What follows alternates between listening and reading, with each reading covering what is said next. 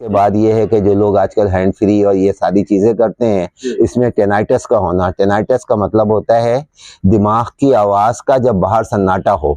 तो अब रिटायरमेंट के लिए अगर हम बात करें तो रिटायरमेंट क्या है, पहले हमें उस पे आना होगा।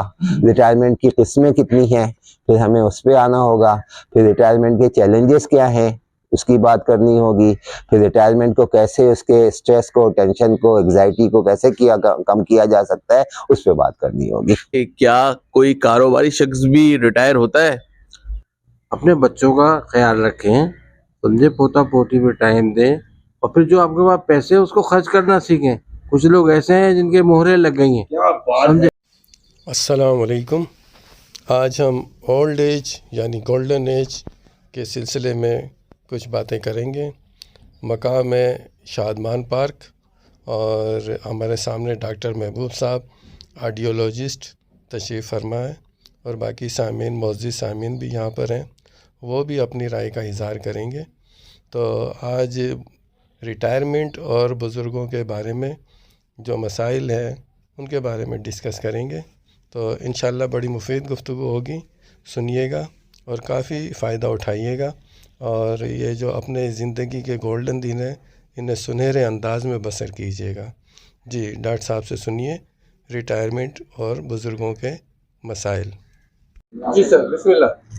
मैंने कहा कि नौकरी की महबूब अहमद मेरा नाम है। मैं पहले आइडियोलॉजिस्ट था मामजी अब्बासी शीर हॉस्पिटल में, अब मैं मामजी में एज ए कंसल्टेंट आइडियोलॉजिस्ट काम कर रहा हूँ।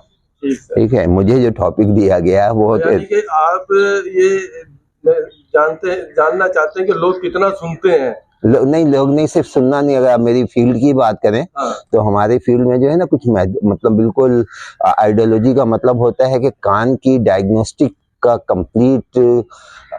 कंप्लीट उसको नॉलेज होना और डायग्नोस करना, और उसको फिर कंसल्टेंट जो उसके पास भेजते हैं उनको रेफर कर देना।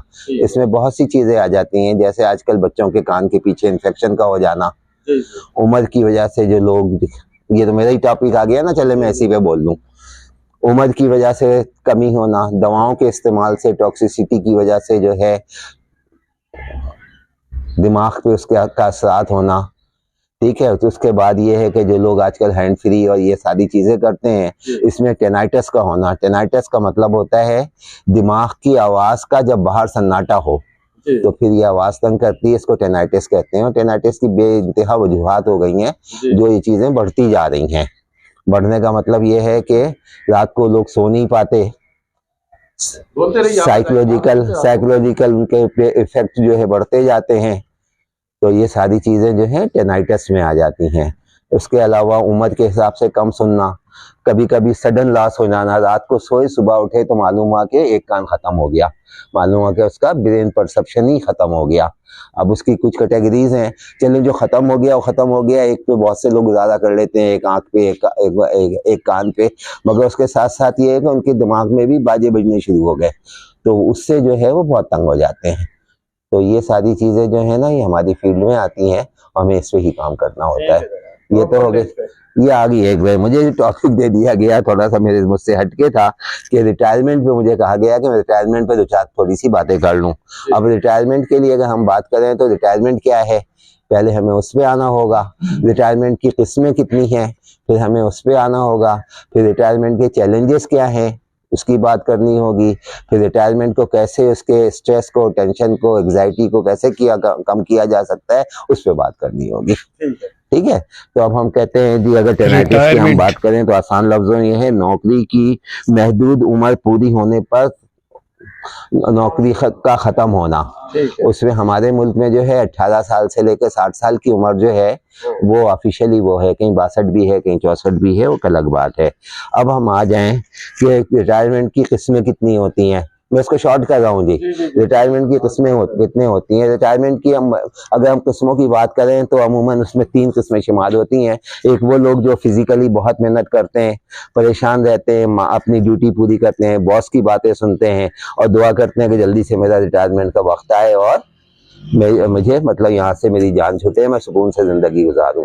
दूसरे वो लोग होते हैं जो बड़े अच्छे माहौल में रिटायरमेंट में अपनी जिंदगी गुजार रहे होते हैं, काम कर रहे होते हैं, उनकी आइडेंटिटी बहुत ज्यादा होती है, उनकी पावर्स बहुत ज्यादा होती हैं। जब वो रिटायरमेंट लेते हैं तो उनकी आइडेंटिटी खत्म हो जाती है।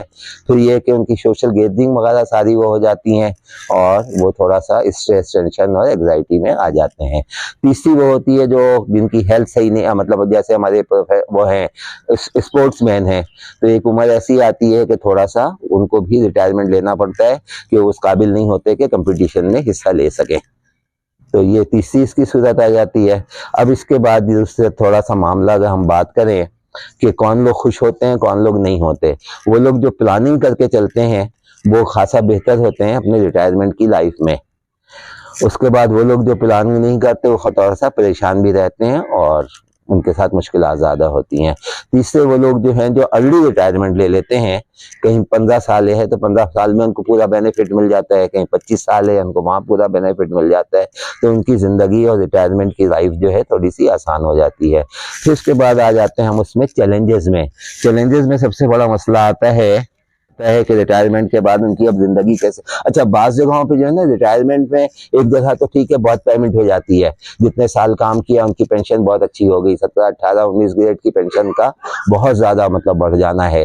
दूसरी बात यह है कि कुछ जगहों पे वो लोग होते हैं जो ओल्ड एज बेनिफिट पे होते हैं, वो सिर्फ जो है रिटायरमेंट के बाद उनको एक महदूद मतलब उससे ओल्ड एज बेनिफिट से मिल जाता है। तीसरे वो लोग होते हैं जिनको सिर्फ ग्रेजुएटी मिल, ठीक है। उसके बाद ये भी हो गया। उसके बाद ये है कि कुछ लोग ऐसे होते हैं जो सिर्फ कॉन्ट्रैक्ट पे काम करते हैं, उनको कुछ भी नहीं मिलता। तो ऐसे लोगों की रिटायरमेंट के बाद जिंदगी जो है ना खासी मुश्किल हो जाती है। अब रिटायरमेंट में सबसे बड़ा मसला ये आ जाता है।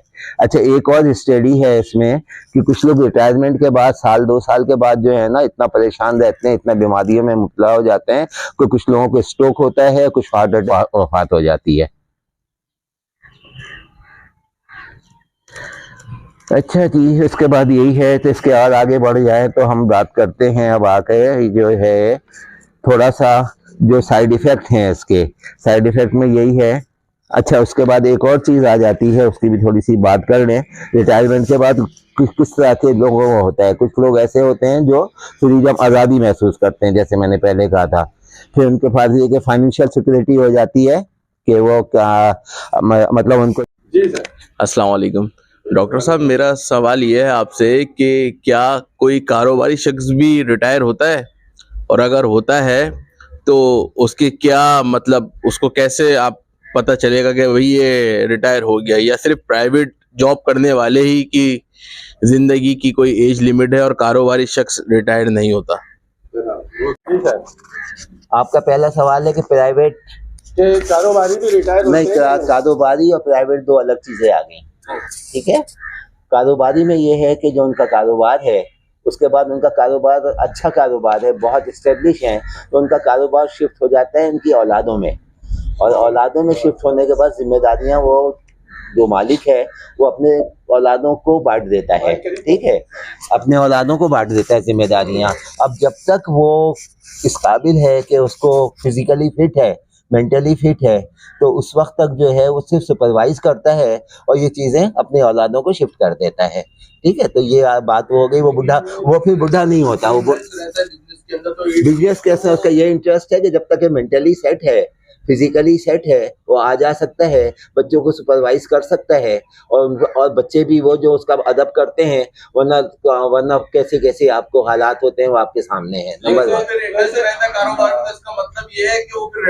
रिटायर नहीं होता। ये रिटायरमेंट उसके नाम कोई मतलब रिटायरमेंट नाम की इसके पास कोई चीज नहीं है। उसे सिक्योरिटी गार्ड लगा दें, वो अपनी जगह सब कुछ ठीक है, तो वो उस वक्त तक वो पुराना जाएगा तो नहीं आएगा। हाँ, एक मकसद यही होता है रिटायरमेंट में। एक आप ये ज़रूरी ना समझें कि आप जो है वो इस काबिल नहीं रहे, बल्कि इसलिए भी है कि नया जो है वो आए और नया एनर्जेटिक हुआ और नए तरीके से और बड़े अच्छे तरीके से वो मैनेज कर लेगा। दूसरा ये कि नया होगा ना, काबू जल्दी आ जाएगा, सीख जल्दी जाएगा। ओल्ड एज को सिखाना थोड़ा मुश्किल है, कोग्निशन जो है उसमें कोग्निटिव थोड़ा प्रॉब्लम आती है, तो नया जल्दी सीख जाएगा। क्योंकि एक हार्ड डिस्क है जो जिसकी मेमोरी जो है वो बाकी 1 GB रह गई है, और एक हार्ड डिस्क है जिसकी अभी 1 GB ही भरी है, बाकी खाली है। तो दोनों में प्रॉब्लम, दोनों में है ना, फर्क तो है। तो अब ये है कि उसने 60 साल की उम्र 65 जो भी है वो उसने पूरा अपनी जो है वो जिंदगी दे दी। बिस्मिल्लाहिर्रहमानिर्रहीम। मैं डॉक्टर अरशद साहब से जी सर। जो भी इन्होंने इससे पहले कहा 100% जो है उससे एग्री करता हूँ। और डॉक्टर महबूब साहब ने जो कहा है उनकी बात में भी बड़ा वजन है।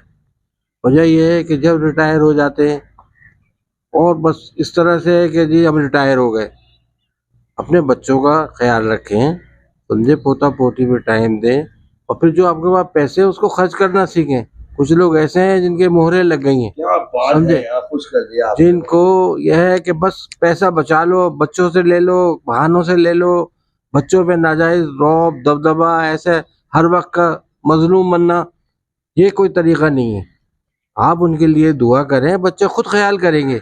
आप अगर उनके साथ अच्छा उससे सलूक रखेंगे, सबसे पहले तो ये देखें ना कि बच्चे पे जिम्मेदारी क्या है, वो किस तरह से जिंदगी गुजार रहा है, उस पर कोई नाजायज बोझ तो नहीं डल रहा। उसके बाद वो खुद ही ख्याल रखेगा। कुछ माँ बाप ऐसे हैं जिन्होंने आंखें बंद की हुई है, उसका चाहते ही है कि बस हमारा किसी सूरत से हो जाए, समझे। डॉक्टर अरशद साहब जो हैं इस सिलसिले में यहाँ जो भी वर्क कर रहे हैं, अल्लाह इनको जज़ा दे। डॉक्टर महबूब साहब को अल्लाह जज़ा दे। अपना कीमती रोज़ निकाल कर एक्सरसाइज कराते हैं, समझे, हमारे जैसे जाहिलों की बातें सुनते हैं, आगे बढ़ाते हैं। अल्लाह पाक इनको जज़ाए खैर दे। अल्लाह ताला इनके हौसला हिम्मत को और बुलंद करे। अल्लाह इन्हें दीन दुनिया की खुशियों से नवाजे। आमीन।